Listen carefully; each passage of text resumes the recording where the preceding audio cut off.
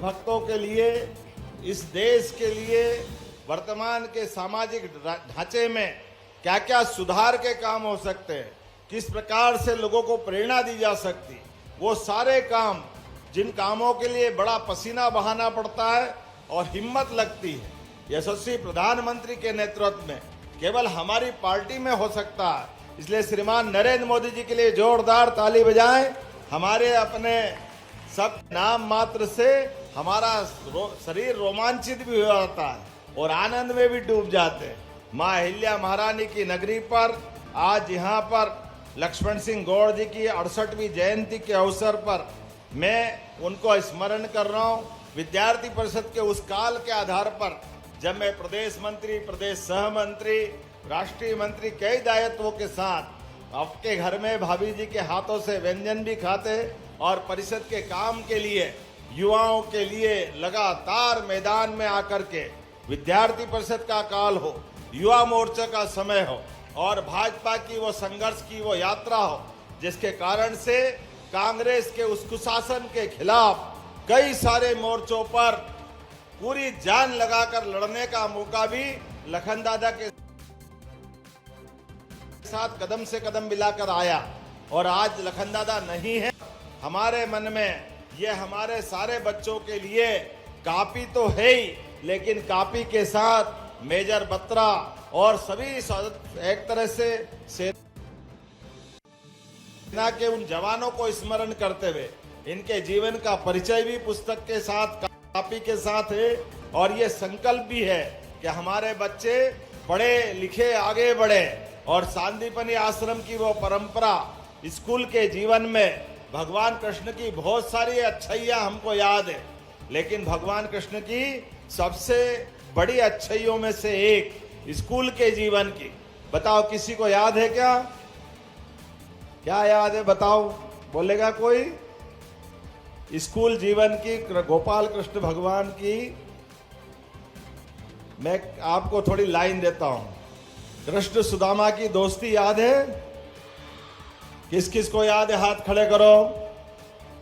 उधर ऊपर याद नहीं क्या किसी को कृष्ण सुदामा की दोस्ती?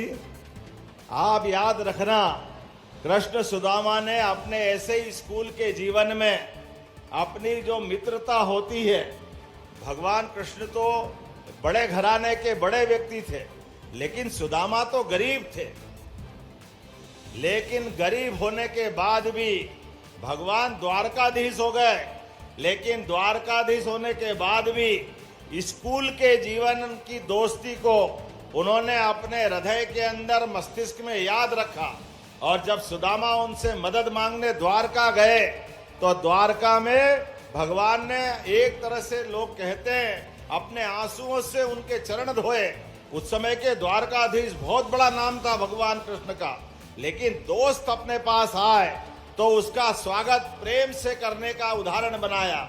और जब मदद मांगने का मौका आया तो भगवान कृष्ण ने सुदामा के मुंह पे भी नहीं आने दिया, क्योंकि वो तो फटे कपड़े, हाथ में छोटी सी मुट्ठी भर चावल की भेंट लेके गए थे। उनकी कठिनाई को समझ गए। सुदामा जी को अपने बच्चे का विवाह करना था, मकान कच्चा था, पत्नी ताने देती थी, जीवन बड़ा कठिन था। ऐसी कई सारी मदद मांगने भगवान कृष्ण के पास सुदामा गए, लेकिन ये दोस्ती का उदाहरण बना उस काल का भी। भगवान कृष्ण ने वो सारी बात को उनके भाव भंगिमा से देख लिया और अपने आवास में, महल में 1 महीना, 2 महीना, 4 महीना, 6, 7, 8 महीने तक भगवान को अपने पास सुदामा जी को अपने पास रखा। 56 भोग का भोग आनंद के साथ झूला झुलाना, उनका दिन पूरा बदल गया। और जब जाने का मौका आया, भगवान ने हाथ में कुछ नहीं दिया। सुदामा चिंतित थे कि मेरी आदत अलग बिगाड़ दी, कभी जीवन में इतने पकवान नहीं खाए, इतने आनंद के साथ जीवन नहीं गुजारे। और ये कन्हैया है कि मानता ही नहीं, कुछ दे ही नहीं रहा हाथ में। मैं पत्नी का सामना कैसे करूंगा, बच्चों को मुंह क्या दिखाऊंगा? लेकिन भगवान कृष्ण ने उसका उदाहरण दिया। हाथ में कुछ नहीं दिया, पीठ पीछे महल बना दिया, नौकर चाकर बहुत संपत्ति दे करके। भगवान कृष्ण ने गरीब अमीर के बीच में का ये भाव हमेशा के लिए खत्म करते हुए मित्र के लिए उदाहरण दिया कि मित्र मदद मांगने आए तो उसकी निगाह नीची नहीं होना चाहिए, उसके हाथ में मत दो, पीठ पीछे मदद करो, जीवन भर मित्रता याद रखो। दोस्त अगर आपके पास मदद मांगने आए और अगर उसकी निगाह नीची हो जाए तो डूब मरना चाहिए।